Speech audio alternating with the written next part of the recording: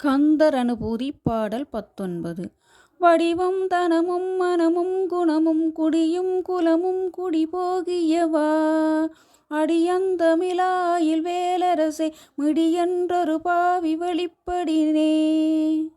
வடிவும் உடல் அழகும் தனமும் செல்வங்களும் மெனமும் நல்ல மனமும் குணமும் நல்ல குணநலங்களும் குடியும் பிறந்த வம்ச பரம்பரையின் பெருமையும் குலமும் பிறந்த குலத்தின் பெருமையையும் குடி போகியவா நீங்கி விடுகின்றன. இது பெரும் வியப்பே. அடி அந்தமிலா முதலும் முடிவு இல்லாதவனே, அயில் வேலரசே, கூறிய வேலாயுதத்தை கையில் ஏந்திய அரசனே, மிடியென்று ஒரு பாவி வெளிப்படினே. வறுமை என்கிற ஒரு பாவி வந்து சேர்ந்து விட்டாள்.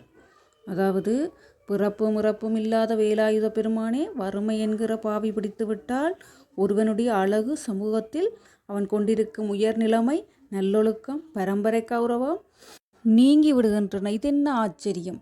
அருணகிரிநாதர் நல்ல குடியிலும் நல்ல குலத்திலும் பிறந்து சிறந்த குணவானாக திகழ்ந்த போதிலும் விலை மாதர் பழக்கத்தினாலும் வேறு பல தீய பழக்கத்தினாலும் பழக்கத்திற்கு மாறாக கொடிய வறுமை எய்தினர். வறுமையாகிய தீயின் மேற்கிடந்து நெளிய நீள்புழுவாயினேற்கிறங்கி அருள்வாயே என்று பாடுகிறார். புலி வேட்டைக்குள் வரும் பசுவைப் போல மிடியாட்பட்ட பாடு ஒரு கதையை பாரினில் யாருக்கு சொல்வேனினி.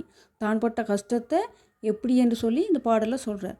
வறுமை வந்தால் மேனி அழகு குறையுது, சமூகத்தில் வைத்து வந்த அந்தஸ்து நீங்குது, எல்லாமே இழந்து போகுது. வறுமை என்ற நோயை நீக்கிக் கொள்வதற்கு மனம் தீய வழியில் செல்ல நாடுது. அதனால் நல்ல குணம் போய் கெட்ட குணம் ஏற்படுது.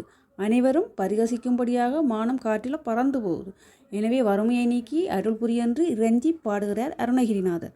நமது வறுமையை நீங்க இந்த பாடலை தொடர்ந்து படிக்கும்போது எல்லாமே நற்பயன்களாய் அமையும். முருகப்பெருமானின் அருள் பூரணமாக கிடைக்கும்.